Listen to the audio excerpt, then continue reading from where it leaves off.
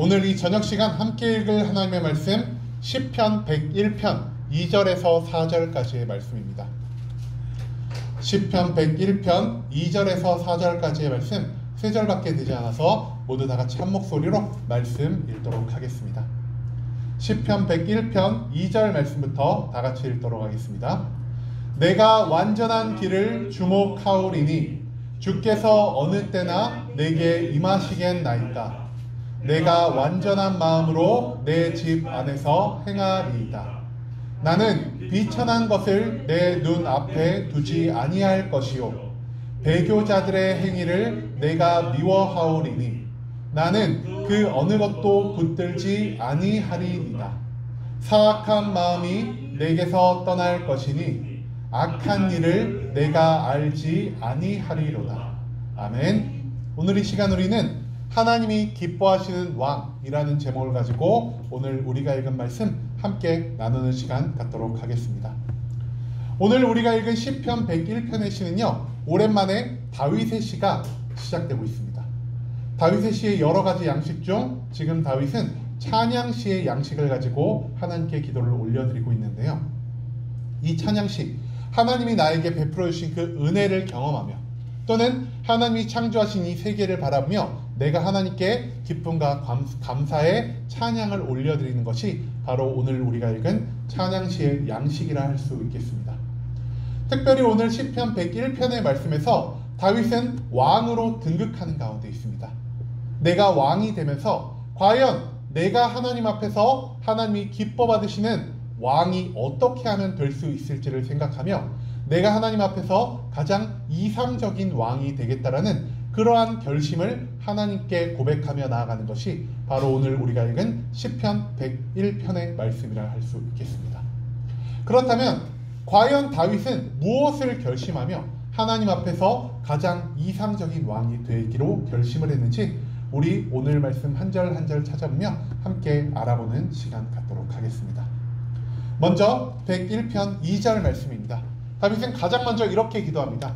내가 완전한 길을 주목하오리니 라고 말이죠. 여러분, 왕이 되기 위해서는요, 이 왕이 될 만한 사람들에게 요구되는 여러 가지 덕목이 있습니다. 첫 번째로 리더십이 필요하겠죠. 모든 사람들을 이끌고 나아갈 수 있고 모든 사람들을 휘어잡을 수 있는 그 카리스마 넘치는 리더십이 필요할 것입니다. 또한 왕은 전쟁에 나가는 사람입니다. 전쟁에 나가서 많은 병사를 잘 이끌고 전쟁에서 승리를 거둘 수 있는 그 전쟁의 능력 또한 왕에게 필요할 것입니다. 그뿐 아닙니다. 왕은 재판하는 자입니다. 재판을 위해 뛰어난 지혜가 있을 뿐 아니라 이 세상의 모든 것들을 많이 경험한 그 경험도 요구되는 것이 바로 왕의 자리라는 것이죠. 하지만 다윗은요, 왕으로 등극한 다음에 나의 능력도, 나의 리더십도, 나의 지혜와 경험도 하나님께 외치며 나아가는 것이 아니라 단 한 가지를 구하며 나아가고 있다는 것을 우리가 바라볼 수 있는데요. 그것이 무엇이냐? 바로 완전한 길. 완전한 길로 표현되는 하나님의 뜻에 합당한 삶을 구하며 나아가고 있다는 것입니다. 다윗은요, 능력이 애초에 뛰어난 자가 아니었습니다.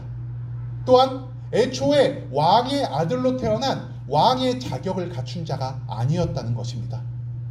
능력도 없고 자격도 없는 그는요, 오직 하나님의 은혜로 인해 왕의 자리에까지 올라갈 수 있었습니다. 그렇기 때문에 그 자격도 능력도 없는 다윗이 왕의 자리에서 이스라엘을 온전히 다스리기 위해 필요한 것이 무엇이었냐? 하나님의 뜻대로 살아가는 나의 삶의 방향성과 하나님이 이끄시는 대로 이끌림을 받는 그 온전한 순종, 하나님의 길을 따라가는 그 온전한 순종이었다라는 것을 우리가 오늘 말씀 가운데서 발견하게 된다라는 것이죠. 다윗은요, 능력도, 지혜도, 리더십도, 경험도 구하지 않습니다. 다윗이 오직 하나님 앞에 자랑하며 나아갈 수 있는 것은 무엇이냐? 바로 하나님의 완전한 길, 하나님의 뜻대로 내가 오직 순종하며 살아가는 그 완전한 길을 다윗이 추구하며 살았다는 것을 우리가 오늘 이 2절의 말씀 통해서 발견할 수 있다는 것이죠. 그런데요, 하나님의 길을 온전히 따르며 내가 거룩과 사랑의 삶, 하나님께 온전한 순종의 삶을 살아간다 한들 나의 삶의 미래에 온전히 핑크빛만이 자리 잡고 있을까요? 그것은 아니라는 것입니다. 내가 하나님을 얼마나 열심히 믿든, 내가 하나님의 뜻에 얼마나 합당한 삶을 살든 나의 삶의 고통과 괴로움, 불행은 언제든 찾아올 수 있는 것입니다. 그렇기 때문에 다윗은요, 바로 그 다음 절에서 무엇이라고 말하고 있냐? 주께서 어느 때나 내게 임하시겠나이까. 즉, 이 말을 해석을 해보면요, 하나님이 언제나 나와 함께하지 않으실 것을 나는 미리 알고 있습니다라는 고백을 다윗이 하고 있다는 것이죠. 하나님이 나와 언제나 함께하지 않는 것 같은 그 고통과 괴로움의 순간이 나의 삶을 언제나 덮칠 수 있다는 것을 다윗은 인정하며 나아갑니다. 그런데요, 하나님이 나의 곁에 언제나 있으시지 않는다라는 것을 고백한 다음 다윗은 곧바로 이런 기도를 올려드립니다. 주께서 어느 때나 내게 임하시겠나이까? 내가 완전한 마음으로 내 집 안에서 행하리이다. 하나님, 혹 몇몇 사람들은 이렇게 말합니다.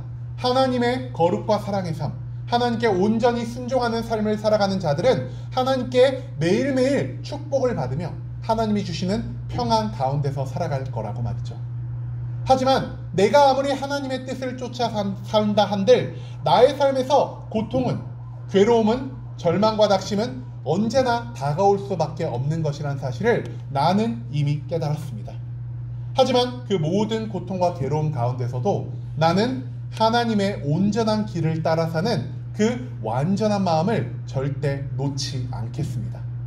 세상의 많은 사람들은 하나님이 축복을 주실 때만 하나님을 믿고 하나님의 뜻에 따라 살아갈 수 있으나 나는 하나님이 축복을 나에게 허락하지 않으실 때도, 내가 고통과 괴로움의 그 순간에도 오직 하나님의 완전한 길을 따라 살아가는 이 하나님을 향한 온전한 순종의 마음, 이 완전한 마음을 절대 놓지 않고 살아가겠다라는 그 기도를 지금 다윗은 하나님 앞에 고백해 드리고 있다는 것이죠.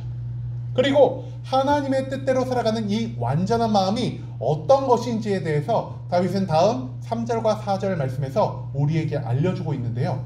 먼저 3절에서 다윗은 이렇게 말합니다. 나는 비천한 것을 내 눈앞에 두지 아니할 것이요 배교자들의 행위를 내가 미워하오리니 나는 그 어느 것도 붙들지 아니하리이다라고 말이죠. 다윗은요, 두 가지의 것들을 나의 삶에서 멀어지게 하겠다고 하나님께 고백합니다. 첫 번째가 무엇이냐? 바로 비천한 것입니다.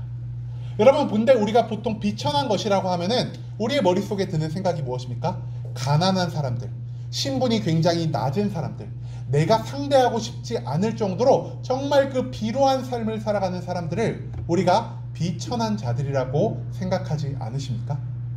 그런데 성경에서 말하는 비천한 자는요, 조금 다른 의미를 가지고 있다는 것이죠. 성경이 말하는 비천한 자가 무엇이냐? 바로 사악하고 혐오스러운 일을 하며 살아가는 자들, 즉 하나님이 없는 것처럼 세상에서 온갖 죄악을 저지르며 살아가는 자들을 성경은 비천한 자들이라고 말하고 있다는 것이죠. 다윗은 고백합니다. 하나님, 나는요, 나에게 아무리 많은 역경과 고통이 찾아올지라도 나의 만족과 유익을 위해서 저 세상의 비천한 자들처럼 하나님 앞에 죄악을 저지르는 삶을 살아가지 않겠습니다라고 말이죠.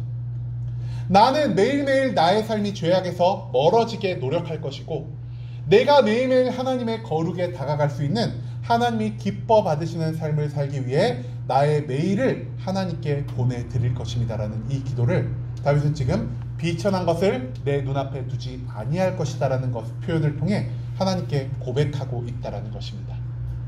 그 다음 다윗은 말합니다. 나는 배교자들의 행위를 미워할 것이다 라고 말이죠. 여러분, 배교자 무엇입니까? 내가 무언가 믿었다가 그 믿음을 배신하고 등을 돌린 자들을 우리가 배교자라고 부르지 않겠습니까?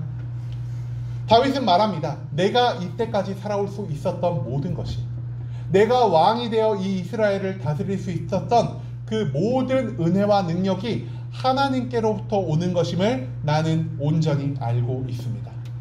하나님, 내가 하나님의 은혜로 이 자리까지 살아올 수 있었고 내가 하나님의 사랑으로 이 이스라엘을 다스리는 왕의 자리에까지 이르를 수 있게 되었습니다. 그런데 내가 어찌 나에게 그 사랑과 은혜를 베풀어 주실 하나님을 배신할 수 있겠습니까? 세상의 많은 사람들은 나에게 축복이 아니라 고통과 괴로움이 다가올 때 하나님을 배신하고 하나님을 떠나는 모습을 보일지언정 나는 그 고통과 괴로움 가운데서도 절대 하나님을 떠나지 않고 계속해 하나님을 의지하고 하나님만 바라보는 완전한 마음을 가지고 살겠습니다라는 이 배교자들의 행위를 미워한다라는 표현을 통해 다윗은 지금 자기의 신앙의 고백을 다시 한번 하나님께 올려드리고 있다는 것을 우리가 이 말씀 가운데서 발견하게 된다는 것이죠. 마지막 3절 말씀에서 다윗은 이렇게 기도합니다. 사악한 마음이 내게서 떠날 것이니 악한 일을 내가 알지 아니하리로다라고 말이죠. 여러분, 우리는 죄라고 한다면은 우리 육신으로 하는 죄악들, 우리 행위로 인해 만들어지는 그 죄악들을 죄라고 생각할 때가 너무나 많습니다. 내가 거짓말을 하는 것, 내가 누군가를 칼로 찌르는 것, 내가 누군가에게 사기를 치고 내가 누군가에게 폭력을 휘두르는 것만이 죄라고 여길 때가 너무나 많습니다. 그런데요, 다윗은 이것만이 죄라고 여기지 않았던 것 같습니다. 다윗은 말합니다. 사악한 마음이 내게서 떠나게 하여 주시옵소서. 여러분, 신약에서 예수 그리스도가 십계명을 새롭게 해석하면서 어떠한 해석을 우리에게 주셨죠? 너희가 육신으로 죄를 범하는 것만 죄를 짓는 것이 아니라 너가 생각으로, 너가 마음 먹은 것으로 악한 일을 생각하고 꾸몄을 때 너희가 이미 죄를 범한 것이다라고 예수님은 우리에게 알려주셨습니다. 예수님이 오기 몇백 년 전에 태어났던 이 다윗은요, 이미 예수 그리스도가 알려주신 그 복음의 도를 온전히 깨닫고 있었다는 것입니다. 내가 행위로만 죄를 짓는 것이 아니라 나의 마음으로 범하는 모든 죄들, 나의 생각으로 범하는 모든 죄들이 이제는 나의 삶에서 완전히 떠나기를 소망한다는 이 기도를 지금 다윗이 하고 있다는 것이죠.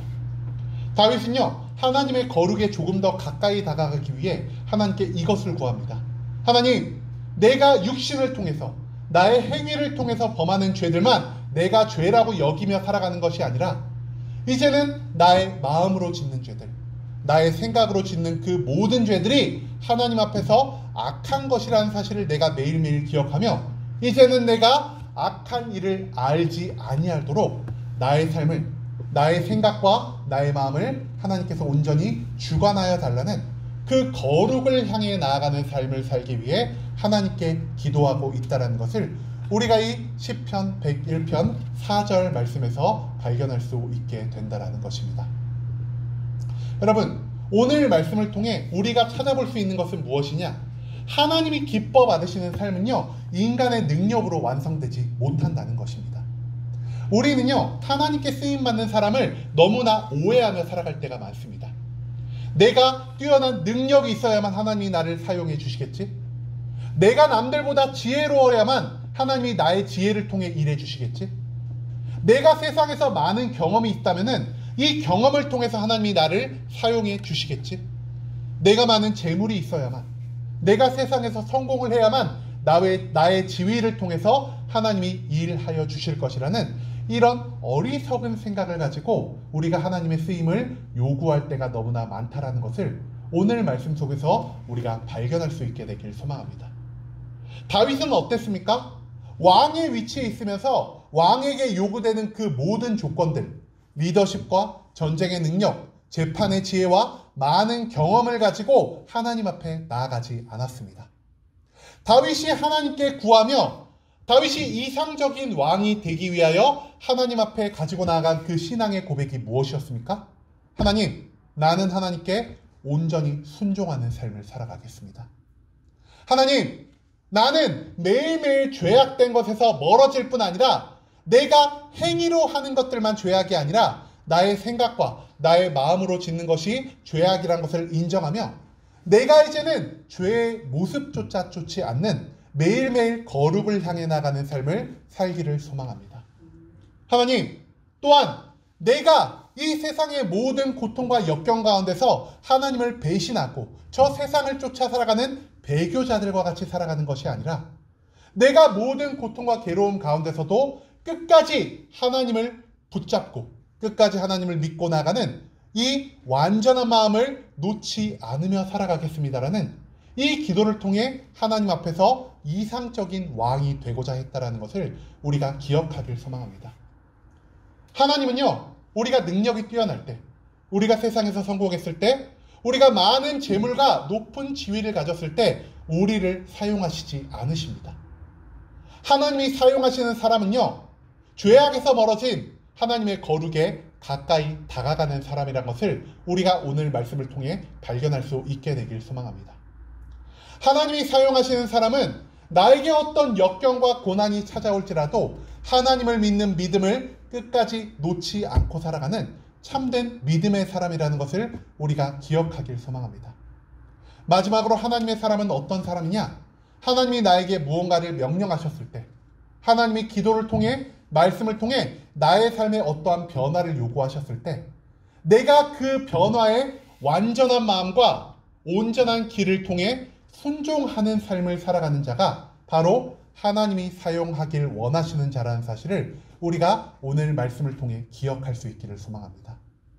하나님께 순종하고 죄악에서 멀어져 하나님의 거룩에 매일매일 가까이 다가가며 세상을 바라보지 않고 오직 하나님만 바라보며 나아갈 때 우리가 하나님께 온전히 쓰임받을 수 있다는 사실을 기억하며 이제는 내가 세상의 능력과 세상의 부유함과 세상의 성공을 추구하며 살아가는 것이 아니라 순종과 거룩과 믿음의 삶을 통해 하나님께 온전히 쓰임받을 수 있는 순복음 함께하는 교회 모든 성도님들이 될 수 있길 간절한 마음으로 소망하겠습니다.